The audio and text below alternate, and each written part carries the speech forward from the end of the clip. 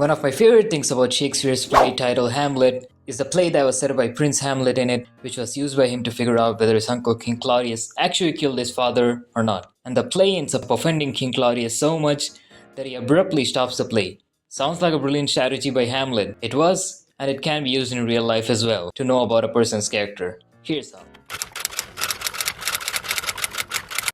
So, the first element that gave Hamlet the idea that King Claudius is the one who killed his father is the former king's ghost. And when it comes to you judging someone's character, the king's ghost would be your hunches about that person, especially when you feel that there's something off about that person. However, just like how Hamlet used the ghost's information about King Claudius only as a prior upon which he made the rest of his plan and didn't outright go ahead and kill him, you gotta do the same. Don't jump to conclusions about that person yet.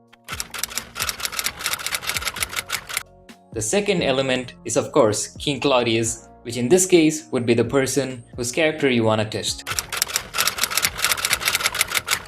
The third element is the mousetrap or the play. Now here's a simple thing that you can do to easily guess a person's character.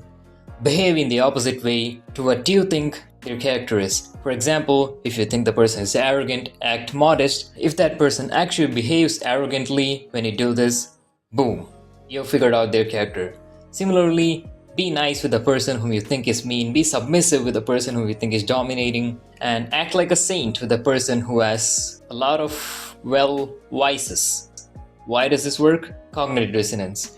Since people usually expect others to behave in the same way as they do or they think because of social proof, when you do the exact opposite and don't fit in, their mind becomes restless because of the contradiction that you created to their expectations.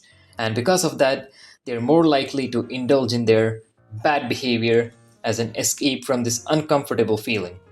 Another thing which you can try is using an anecdote about another person, even a fictional person with a similar character, and see how they react. Note, please don't make a moral judgment about that person from the anecdote in front of this person, because it will just make them agree with your moral judgment in order to fit in. Just tell the story.